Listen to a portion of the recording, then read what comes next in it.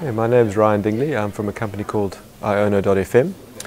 We're based in Cape Town, South Africa, and I'm the founder of the business. And Ryan, what is Iono? Iono is a audio online platform for aggregation of spoken audio. So we're a platform. We aggregate content from a number of different content sources, and we've been at it for about 5 years now, going to our 6th year. And we host content from radio content, podcasting, to educational-based content, and content from any other source that's spoken audio. So we razor-focused on spoken audio, and in particular have developed a solution for emerging markets.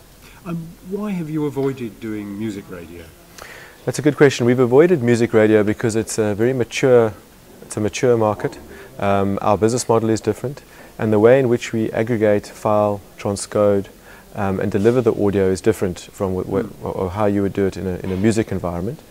The other reason is music is very much confined in terms of rights management, and you then have to make sure that you can obviously deal with location-based services and manage all of that. And that's, for example, why Pandora is not available in all countries around the world, because of the music rights issues. Give me some sense of who the people are, both from the very big radio stations down to small content providers on the platform. So we work with large commercial radio stations. We also work with a number of national broadcasters, countries' national broadcasters, and obviously within that environment there are a number of stations that's within the national broadcaster. So we work from pop stations, popular stations, to purely spoken audio stations, because every station has spoken audio. And whether it's the news or the weather or the comedy minute or an interview or an extended interview of which they didn't broadcast the whole interview, we host that and make a solution available for the broadcaster. We also cater for smaller providers who are not necessarily broadcasting via FM, albeit we've obviously a large amount of our content comes from traditional FM broadcasters. We make content available or make space available on the platform for those who aren't traditionally FM. So we also we do curate the content to a certain degree, so we don't just allow anybody onto the platform, and we obviously follow a strict policy in terms of acceptable content that's made available on the platform. And what's the growth path been? You were talking about the enormous ramping up last night. We've seen a change. There's been a change in sentiment in terms of the way in which people consume audio content. People have moved from a traditional model of sitting in your vehicle and having content pushed down onto you to wanting to consume audio content like they do other content from a pull methodology. Comparable in some ways to TV. And what you do with PVR, America TiVo, Netflix, the way in which we consume other forms of media content. This is one of the last areas that's sort of been left behind from that point, the revolution point of media revolution.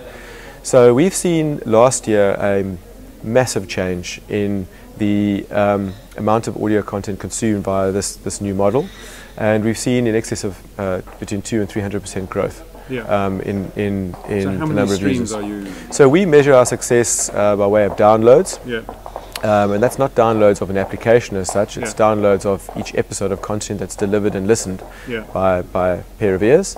And we've seen growth from the beginning of last year around about 10,000 downloads a month to the middle of last year to 100,000, and by the end of the year we were on 750,000 downloads a month, and in the last 30 days now we've been knocking on the door of 1 million downloads a month.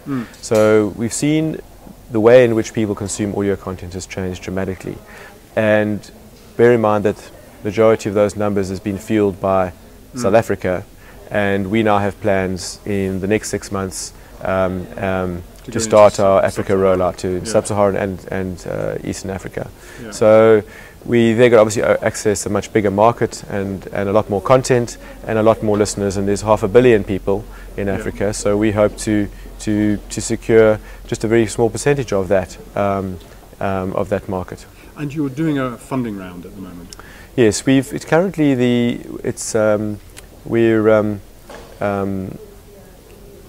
we're going into a formal funding round now to access these 60 stations. So our plan for Africa is to onboard 60 radio stations in the next 24 months. Yeah. And while we're focusing on radio stations, is we very much have a turnkey solution for the stations. So not only do we give them the ability to stream their content, we also integrate that into our back end. We then transcode the content, we host the content, we deliver it, and we're accessible any mobile device or any internet connected device. So we're obviously looking for funding to help us fuel that growth, because obviously expanding into those countries is going to have more pressure on our infrastructure, on our resources, and obviously just physically getting to each of those countries to meet with all the decision makers. And how do you make money from the business? The way in which the revenue model works is exactly the same as a tried and tested FM radio market model, which is advertising that's inserted into the audio content. But the key difference between this model is and a traditional FM model is it's not done on an estimation of market size in terms of listeners at a particular time and the inventory sold in that manner as inventory is sold on normal terrestrial radio. It is sold, new advertising is inserted into the content, and it's sold on a per download basis. So we've seen this model with YouTube. It's the model that they use, the pay-per-view for advertising. We do the exact same thing for audio, and we give that content then a second life, because there's all this fantastic content that's broadcast on radio but often never gets the opportunity to get heard again. So that's why we integrate with the stations to give them a back end to make it easy for them to upload the content and to add the metadata, and obviously then we can get very rich statistics as well on that content, which supports the advertising model. And somewhat more reliable statistics. Very much more reliable statistics. I joke, as I said to you yesterday, I'm still to meet anybody who's ever filled in a radio diary, and I've been asking around through all my 6 years in this industry. But with us, it's obviously supported by Google Analytics, it's supported by the server reports as to what's delivered. There's nowhere to hide, and the difference is that we can run a campaign, can go viral on a particular piece of content, and we can deliver all the ears, in essence, that have listened to that content within a couple of hours, or we'll run it until we have achieved what the advertiser wanted to achieve in terms of the number of listens. So it's a very objective model, and I think the world is moving that way, and I think advertising is moving that way. They want to get what they pay for, and with our model we can say, well, it's gone to a particular demographic in a particular area, and we know how many times it's been listened. So that gives the buyer as well a tremendous amount of comfort.